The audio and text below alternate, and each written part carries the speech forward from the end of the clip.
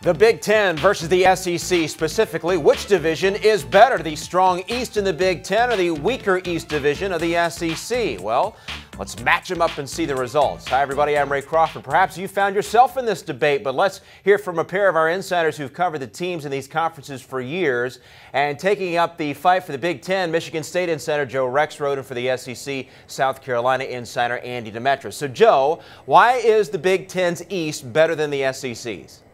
Yeah, Ray, well, I'm going to go ahead and follow along with everyone else in the world, including ESPN and the SEC network, and say the SEC is better than the Big Ten. But the Big Ten East division, which starts this year, which is completely stacked, is absolutely better than the SEC East. You can start at quarterback. I think this is the best collections of quarterbacks in the division in college football. You're talking about Braxton Miller, Connor Cook from Michigan State, Christian Hackenberg from Penn State, the very talented Devin Gardner from Michigan. Indiana has Nate Sudfeld. So starting right there, I think you've got terrific offensive leaders. And again, this is a much stronger division than the West in the Big Ten. And you go 7 deep, we get to the dregs of the league. The two newcomers, Rutgers and Maryland, aren't bad. And Indiana is one of the most explosive offensive teams in college football. Well, Joe, I think we can acknowledge that the top two teams in each division are a draw. Georgia, South Carolina, Michigan State, Ohio State. Those 4 teams may all begin the year ranked in the top 10 nationally. So let's go beyond that and let's look at the depth of each division. You mentioned the quarterbacks of the Big Ten East, but remember, what has propelled the SEC to 8 consecutive national title games, 7 consecutive national championships, is defense. It's the same thing that allowed Michigan State to have such a stellar season last year. And here are the facts. The SEC East had 3 teams last year that finished in the top 25 nationally in total defense. Michigan State was the only Big Ten East team that finished in the top 40.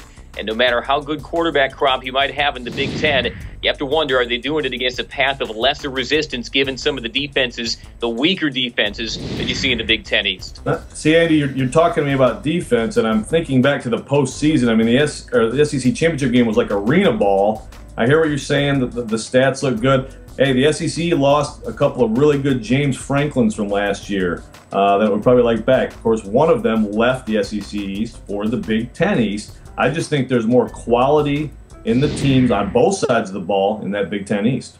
All right, well, Urban Meyer left to go to Columbus, and he went undefeated his first season. I'm sure he was thinking, man, it's a lot easier to win here in the Big Ten than it was in the SEC East at Florida, but that's beside the point. You'd mentioned James Franklin coming from Vanderbilt to Penn State, and Vanderbilt's a good subject here to discuss because they're coming off back-to-back 9-win seasons, all right? Only one Big Ten East team has gone back-to-back 9 wins each of the last 2 years. That's Ohio State. Vanderbilt could be the 4th best team in the SEC Eastern Division this year. All right, guys, strong arguments for both divisions. So we asked the two of you to match up each team in the divisions, come up with a cumulative win-loss record. Joe, what'd you come up with?